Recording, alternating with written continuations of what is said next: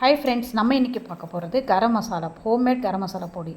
நம்ம ஒரு ஸ்பூன் எடுத்துக்கோங்க. அது எந்த அளவோ அதே அளவு தான் எல்லாத்தையும் போடணும். இதில் 3 ஸ்பூன் தனியாக போட்டுக்கோங்க. அப்புறம் எனக்கு மிளகு 3/4 ஸ்பூனு, சோம்பு 3/4 ஸ்பூனு, கிராம்பு 3/4 ஸ்பூனு, சீரகம் 3/4 ஸ்பூனு, ப்ளஸ் அந்த பட்டை 3/4 ஸ்பூனு, அப்புறம் பிரிஞ்சி இலை கொஞ்சம், ஜாதி பத்திரி, அப்புறம் அன்னாச்சிப்பூ, இது எல்லாத்தையுமே போட்டுட்டு பொடியாக நம்ம மெலிசாக சிம்மில் வச்சு கடலை நல்லா வறுத்துக்கோங்க. வறுத்துட்ட பிறகு கொஞ்சம் காஞ்ச மிளகா போட்டுக்கோங்க. போட்டு நல்லா வறுத்துட்டு ஆற விட்ட பிறகு மிக்ஸியில் போட்டு அரைச்சிடுங்க. அதையும் ஆற விட்ட பிறகு ஸ்டோரேஜ் பாக்ஸில் போட்டுட்டு ஸ்டோர் பண்ணிக்கிட்டிங்கன்னா உங்களுக்கு இந்த அளவுக்கு எப்படி இருந்தாலும் ஒரு 2-3 மாதம் வரும்.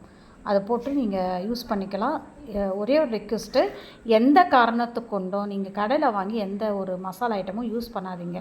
ஹோம்மேடு மசாலா தான் நமக்கு பெஸ்ட்டு. உங்களால் முடிஞ்ச வரைக்கும் நீங்கள் வீட்டில் தயாரித்து ஸ்டோரேஜ் பண்ணி யூஸ் பண்ணுங்கள். இது என்னோட ரெக்வெஸ்ட்டாக நான் வைக்கிறேன். அதர்வைஸ் நல்லா இருந்தால் ஷேர் பண்ணுங்கள், கமெண்ட் பண்ணுங்கள். தேங்க்யூ.